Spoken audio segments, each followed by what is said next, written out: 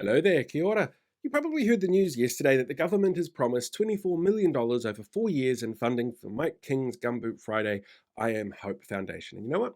Not a bad thing at all to do that. More money for mental health services is never a bad thing at all. So I'm certainly not going to be criticising that. And while I know there are some people out there who don't necessarily feel Mike King's methodologies are the best, the thing to remember when it comes to mental health issues and helping people who need help is that there's no one size fits all approach, and that there are some people out there who will get a benefit out of the way that his organization approaches things. So I'm not going to criticize the organization, and I'm certainly not going to criticize the announcement itself.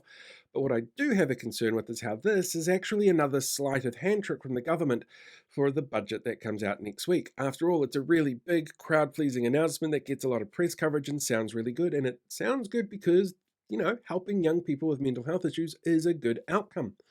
But at the same time, we also have to deal with the fact that because this government is so determined to deliver tax cuts for the wealthy and tax breaks for landlords, well, they made the Ministry of Health go line by line through everything and get rid of those services that they felt were, not really needed. And that's why we were told earlier in the year that the Office on Suicide Prevention was looking at shutting down. And there was a big fuss about it, and people were shocked. Matt Ducey, the Minister of Mental Health, was sitting there going, no, no, that's not going to happen. And you know what? It didn't. Kind of. There is now going to be no longer a specific full-time employed individual working within the Ministry of Health for the Suicide Prevention Office. In fact, they're going to pull people from other departments who'll be working a little bit here and there. So you're not going to have an overarching individual who's taking care of what's going on, who's able to measure outcomes specifically, and whose focus is getting better outcomes. They've essentially gutted it completely and hope that nobody notices that the outcomes aren't going to be particularly great because you don't have anybody focusing on that specifically. Then there's also the issue around procurement for funding.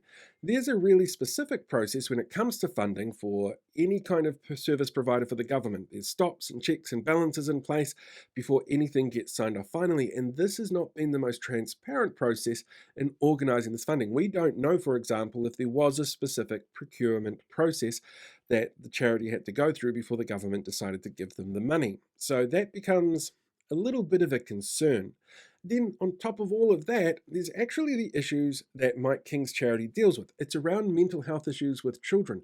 And research has shown that a lot of the factors that actually impact young people's mental health, well, they're not the sort of factors that this government has a really good record on. There's issues around climate change, for example, that create anxiety, and this government's not great when it comes to climate change issues. On top of that, there's things around identity, which is also a really big core focus of a young person's development, especially during adolescence. And if that young person happens to be trans, for example, well, this government is also not particularly great on that. There's about senses of community and belonging, which becomes really difficult to do when you limit the way that students can communicate through school hours. There's a whole bunch of factors that this government has put in place because they feel like it's going to achieve something that the researchers said it's not, that will impact young people's mental health, which means more pressure on services and charitable organizations like what Mike King provides.